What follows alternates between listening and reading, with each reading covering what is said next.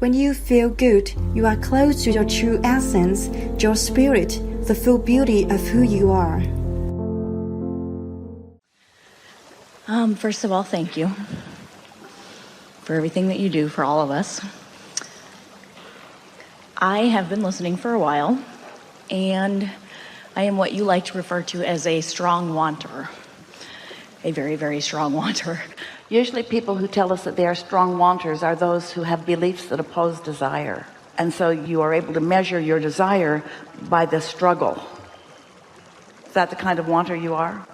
It's not what I try to aspire to, but sometimes. I am hoping you can give me a little bit of fine-tuning with the difference between when I have a desire that still needs some work on resistance, and when every desire needs work on resistance. The problem is the work on resistance just makes the resistance more. So rather than work on resistance, what you want to work on is more allowance, which is finding ways to feel better about the desire. What we're wanting Esther to understand means don't be so practical so soon. So let's talk about something real, and we'll show you what we would do. For me right now, I'm looking for some passion. You want to know what you want? Yeah. You want something to ring your bells? Yes. The other day, Esther was visiting with some friends, and they went on a day journey, just a few hours, up into the Rocky Mountains. So Esther set herself up for that feeling that you're in, that she's pre-paved in that she imagined a nice day, and it was. And she imagined lots of fun and laughter with her friends, and there was that. When that moment of ecstasy came, it was just momentum. There'd been no subterfuge to the momentum, which just meant, I like this, I like this, I like this, I like this, I like this, I like this, I like this, I like this, I like this, I like this, I like this, I like this, I like this, I like this. And soon there is a crescendo that just takes your breath away, and you feel like the most blessed and the most loved. But most people don't do that. Most people say, I like this, not that so much. I like this, not that so much. I like this, oh, I could do without that. And so the momentum doesn't build to that place of ringing your bells in that way. Does that make sense to you? Now that's just an example of a few hours in a car together. But your whole life is that way. This is good, this isn't. This is good, this isn't. This is good, this isn't. The subject here is the subject of momentum. Esther translates into some of her old-fashioned vocabulary that many of you may not even be able to relate to. It's like priming the pump. Priming the pump. Did you ever prime a pump? Sometimes you have to suck on a hose to get it going, and then once it gets going, then so priming the pump, or our newest words are get out ahead of it, segment intend, look for positive aspects. You cannot be practical because your practicality will kill the momentum.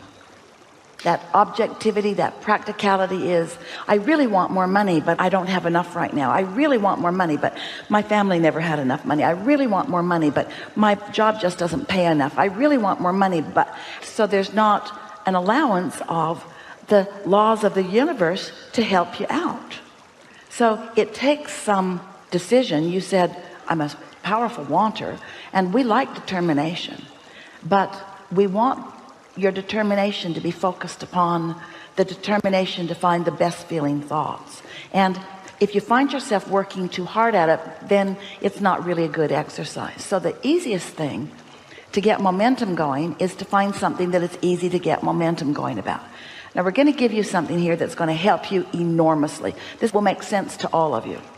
It's our favorite new way of explaining this. Thank you for your question.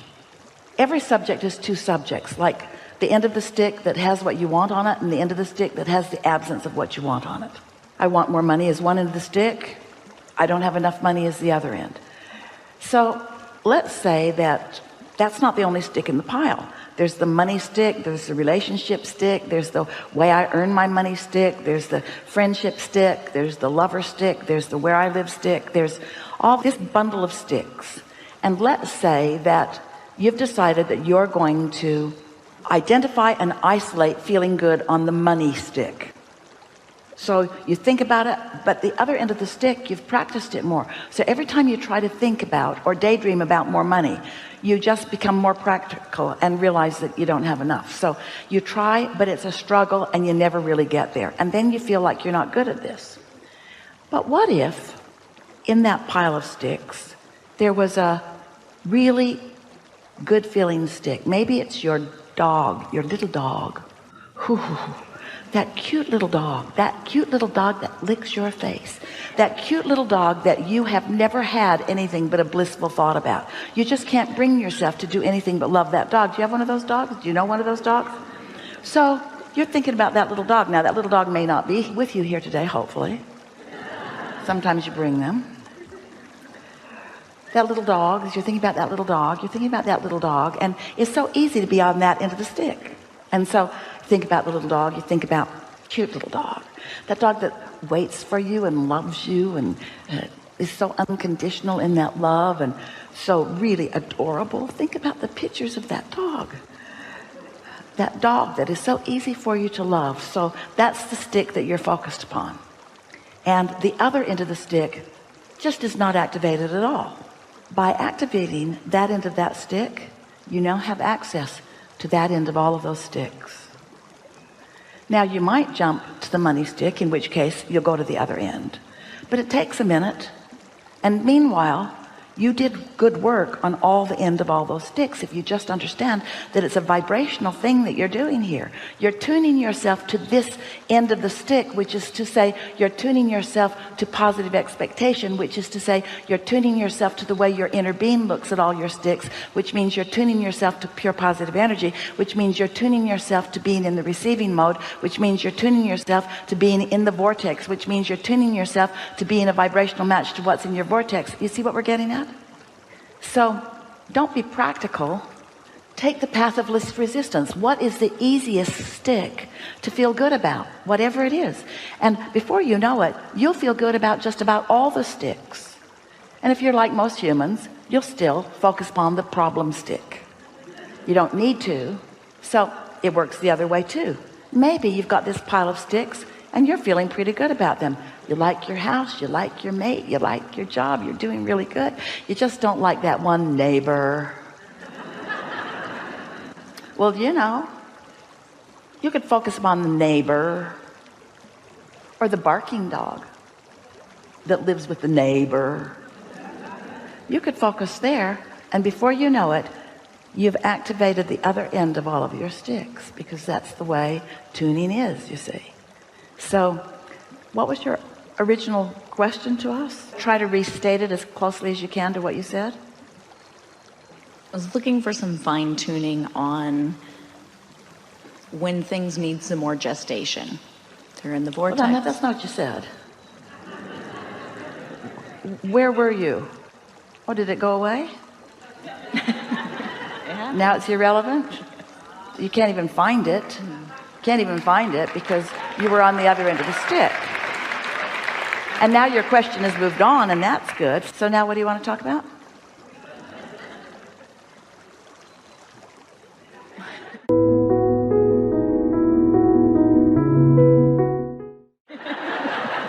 You want something that rings your bells. And the thing that we really want you to hear is that when you let something just be pleasant, it's not really a big bell ringer, but it's not a downer either. And so when you find something that's pleasant, something else will follow it, and something else, and something else, and something else, and something else, and something else. You see, that passion that you're looking for, you're really going to like this. So here's this vortex full of ingredients.